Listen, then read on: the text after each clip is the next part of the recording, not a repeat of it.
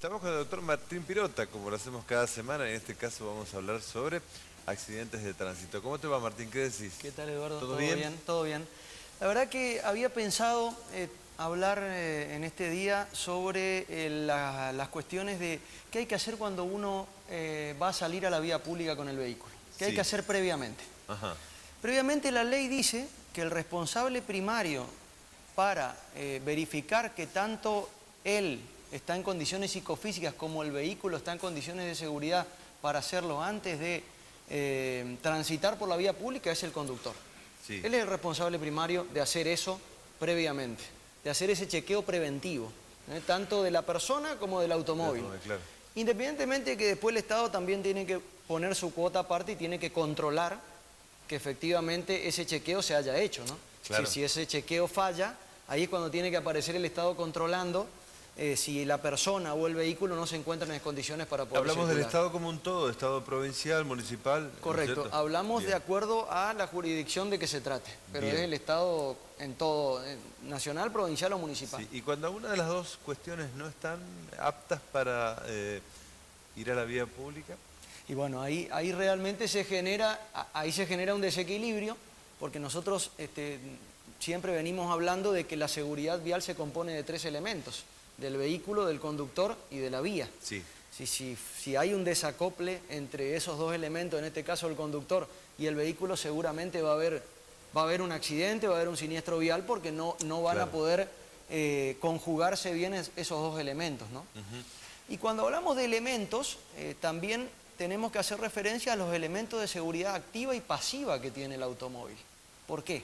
Son muy importantes, porque los elementos de seguridad activa son aquellos tendientes a evitar la ocurrencia de un accidente.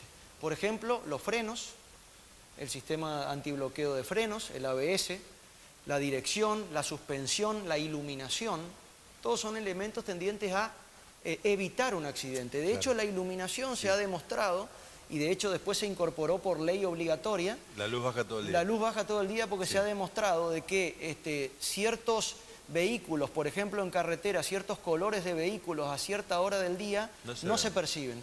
Entonces con las luces encendidas sí, y eso ayuda a percibir una determinada situación o alguna maniobra irregular de algún vehículo. ¿Hay alguna responsabilidad si es que le cabe? Digo, te habrá pasado a vos, me pasa a mí, uno ve, por ejemplo, un automóvil, una camioneta, un camión que le falta todo, no tiene iluminación, no tiene luces de stop, no tiene nada atrás, y sin embargo lo vemos que va transitando o una ruta provincial, o una nacional, o una ciudad, digamos. Sí. Y en definitiva, si yo, ciudadano, lo veo, a quien corresponda, en este caso una ciudad, un inspector de tránsito, lo ve y no hace nada, ¿tiene alguna responsabilidad por si pasa algo?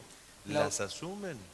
La autoridad policial o la autoridad competente en cada jurisdicción es responsable. Te pregunto porque parece que, claro, te pregunto porque esto pasa, parece, solamente lo ven cuando hacen un operativo, pero en la diaria, en el transitar diario, uno ve, vos ves, decís, ¿cómo este auto sale a la ruta? ¿Cómo transita la ciudad? Sí, en realidad tienen la obligación de hacer un control, y de, incluso más, de limitar la circulación de ese vehículo. Hasta tanto no supere esas condiciones. Decís vos, ¿se hace? Bueno, eso es que a veces se hace y a veces no se hace. Y ese es el tema, ese es el punto acá, el control. El control que a veces es deficiente. Entonces ahí se generan accidentes. Y cuando hablábamos también de elementos, hablamos de los elementos de seguridad activa, y también tenemos los elementos de seguridad pasiva, que son los tendientes a reducir o atenuar o amortiguar las consecuencias de un determinado daño aparejado por un siniestro vial. Por ejemplo, el cinturón de seguridad, o el casco en las motocicletas, el airbag o bolsa de aire, y el apoyacabezas, que evita el llamado latigazo cervical, ¿sí? El que evita este movimiento brusco de la cabeza, que puede traer realmente complicaciones físicas, ¿no? Psicofísicas. Y en este caso, algunas cuestiones que tienen que ver con la seguridad, ¿crees que todos los automóviles o toda la gente que sale a una ruta cumple, digo, esto de el botiquín, el matafuego, la baliza? Yo creo que no, entonces justamente para compensar esta falta de chequeo previo es donde tiene que estar el Estado con el control. Claro. Y ese control debe ser permanente y sistemático, porque si lo hacemos un tiempo y después no lo hacemos, la gente se acostumbra. La gente realmente en el tránsito se ve eso de que cuando hay control, la gente se cuida. Cuando no hay control, nadie hace nada. Sí, sí. Si es una cuestión... Sí, con la moto ves con el casco en el brazo, el que maneja un automóvil sin cinturón de seguridad, sin las luces y demás. Por supuesto. Y después hay otra cuestión muy importante también antes de salir a la vía pública, fundamentalmente a las rutas cuando viajamos, es asegurar o acomodar bien el equipaje o los elementos que llevamos dentro del vehículo. ¿Y por qué digo esto? Tenemos que tener en cuenta que todos los elementos y las personas que viajan dentro del vehículo, viajamos a la misma velocidad que le imprime el conductor a ese vehículo. Claro. Razón por la cual, si las personas no están correctamente atadas con el cinturón de seguridad o los elementos dentro del habitáculo están sueltos, se pueden convertir en proyectiles o en objetos contundentes que pueden generar ante una situación de frenada brusca o una situación de riesgo en el tránsito. Sí. Imagínate lanzar un termo a 100 kilómetros por hora. Por supuesto. Por ejemplo. Por supuesto, realmente... O un mate. Exactamente, exactamente. Son elementos que por ahí no lo tenemos en cuenta, pero que en una determinada situación de riesgo, a una determinada velocidad importante, pueden ser objetos peligrosos. Bien. ¿Y cómo nosotros como sociedad cómo venimos? Esquivando esa... Siendo hijos del rigor, cuando hay controles, sí. Sí, yo creo que hay una poca percepción del riesgo vial, ¿no?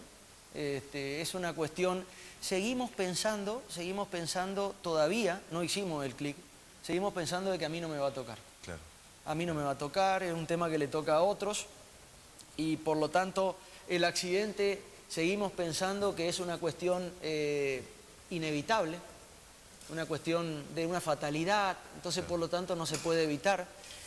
Y ese cambio de mentalidad es importante que lo hagamos porque si no vamos a seguir echándole culpas a otros o diciendo que esto es producto de la casualidad o del destino. Martín, ¿y en Sudamérica cómo estamos Sudamérica a comparación de la Argentina? Estamos bien nosotros en Sudamérica. Yo diría que en los países pioneros en seguridad vial en Sudamérica tenemos que hablar de Chile, sí, como uno el mejor país en Sudamérica con respecto a seguridad vial. Y también Colombia y Argentina están haciendo cosas, si bien falta mucho, pero están por la buena senda.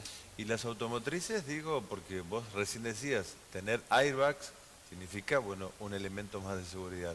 No todos los automóviles que hoy se venden como 0 kilómetros tienen esa posibilidad. Bueno, justamente por eso habíamos hablado la vez pasada de cuáles eran las obligaciones del Estado respecto de estos 3 elementos de la seguridad vial. Y habíamos dicho que el Estado era el que fijaba los protocolos de seguridad, claro, que deben cumplir los vehículos que se fabrican en el país o que ingresan al país. Claro. Razón por la cual estos son políticas de Estado y el Estado debiera directamente no permitir la circulación de vehículos que no tengan estos elementos de seguridad pasiva. Claro. El apoyacabezas, el airbag y el cinturón de seguridad, básicamente. Bueno, gracias Martín. De nada. Que tengas una buena semana. Gracias.